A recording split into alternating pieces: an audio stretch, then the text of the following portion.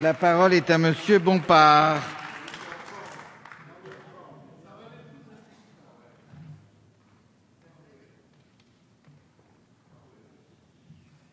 Monsieur le Président, Monsieur le Ministre, Monsieur le Rapporteur général, chers collègues.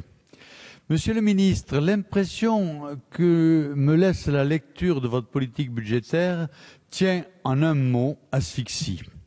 Depuis déjà un an, vous n'avez qu'une seule solution à l'impasse budgétaire dans laquelle est plongée la France, le matraquage fiscal. L'augmentation massive des recettes fiscales frappe tant les entreprises que les particuliers. L'impôt, voilà la seule source de salut que vous proposez pour sortir le pays d'une crise économique et budgétaire profonde. Votre entêtement dans la voie du matraquage fiscal est en train de virer à l'exploitation systématique de tous ceux qui travaillent. Or, l'impôt n'est pas la solution. Le salut économique de notre pays réside dans des réformes de fonds courageuses et notamment par la restructuration des dépenses publiques. Que ne suivez-vous les recommandations de la Cour des comptes? Que ne suivez-vous les conseils avisés donnés par le premier président Migaud, qui est de votre camp? Non, vous préférez vous cantonner à des réformes de sociétés destructrices ou à des réformettes purement électoralistes. Le fameux rêve français du président de la République est bien là, mes chers collègues. Le socialisme trouve son carburant dans l'imaginaire et le rêve, rêve de l'inversion de la courbe du chômage, rêve des prévisions de croissance, rêve du retour à l'équilibre des comptes publics. La situation budgétaire de notre pays est plus dégradée que celle de la plupart de nos voisins européens, avec un déficit structurel de 4% de notre PIB, alors que la moyenne de l'Union européenne est de 2,8%. C'est dans ce contexte que vous devez retrouver la raison et prendre des décisions radicales.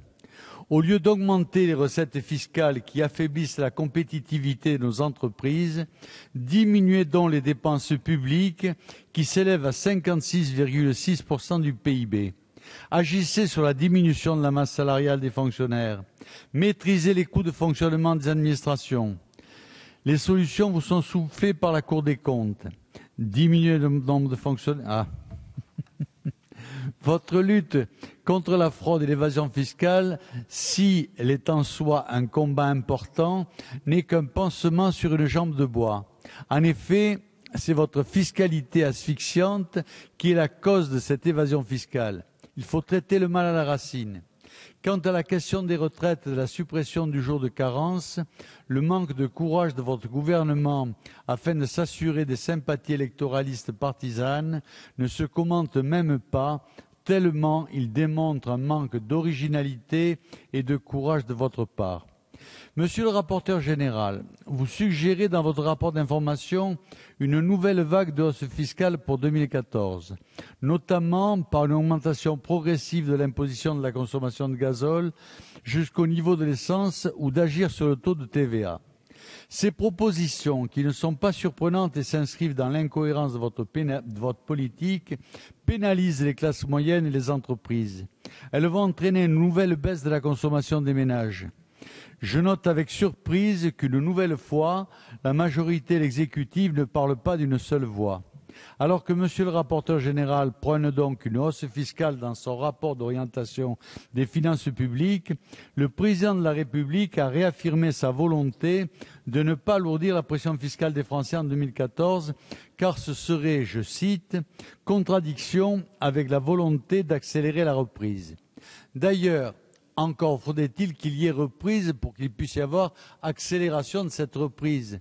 Malheureusement, entre la volonté du président de la République et la nécessité de trouver de nouvelles recettes fiscales, la fiscalité prend très souvent le dessus sur la volonté et les promesses politiques. Monsieur le Premier ministre a reconnu le 27 juin que pour 2013, ce que dit la Cour des comptes est vrai. Mais laissez-moi vous rappeler, au cas où vous l'auriez oublié en lisant le rapport, après la constatation de la situation économique de notre pays en 2013, la Cour des comptes préconise des mesures concrètes pour maîtriser les dépenses publiques. C'est une chose de reconnaître la véracité des observations de la Cour, c'en est une autre que de suivre, ne serait-ce qu'un tout petit peu, ses recommandations.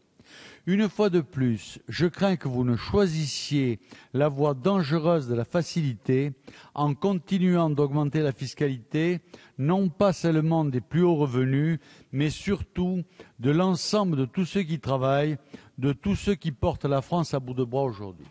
Je vous remercie. Merci, mon cher collègue.